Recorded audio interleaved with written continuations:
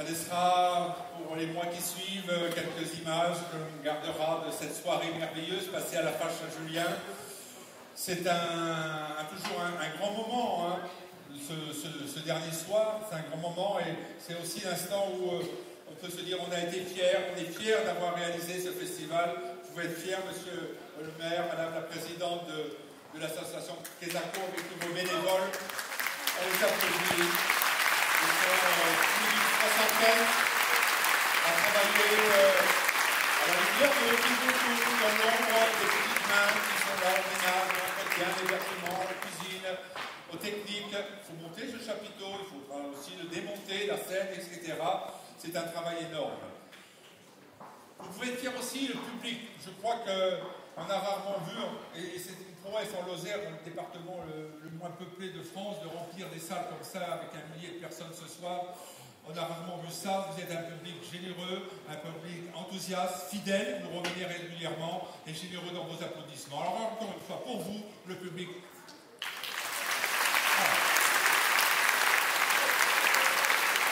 Je voudrais également remercier les magiciens du son, les magiciens de la lumière qui nous accompagnent depuis quelques années et qui eux aussi peuvent être fiers de cette production. La Caraba et son équipe.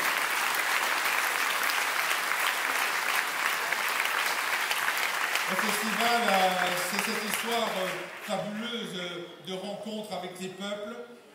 Ils ont quitté leur famille, ils ont quitté leur maison, ils se préparent depuis des semaines, des années parfois, pour venir jusqu'ici à cette rencontre, vivre ces émotions avec vous.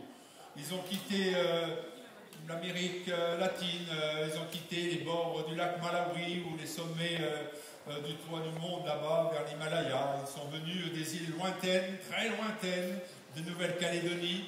Ce sont de vrais artistes passionnés. Ils sont venus des Balkans également, j'allais en oublier. Et tous ces garçons, toutes ces jeunes filles ont à cœur véritablement de montrer quelles sont les traditions de leur pays.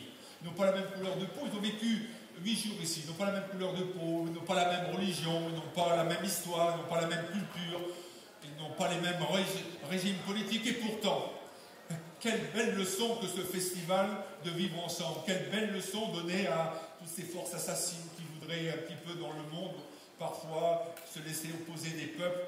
On est capable de vivre ensemble, que l'on soit de nos religions différentes, d'une couleur de peau différente. Ce sont des artistes merveilleux qui savent tout faire, qui savent tout danser.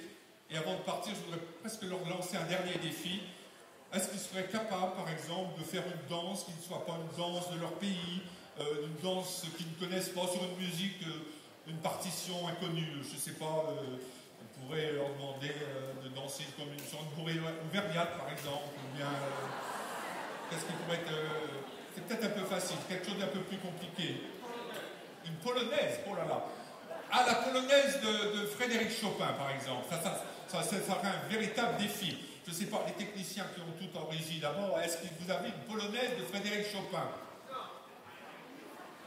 On me dit que oui. Alors peut-être que ça peut terminer là-dessus avec une polonaise de Frédéric Chopin. Je ne sais pas, rien n'est garanti, mais ce sont de très bons artistes. On devrait tous pouvoir danser ensemble. Mesdames, Messieurs, à bientôt.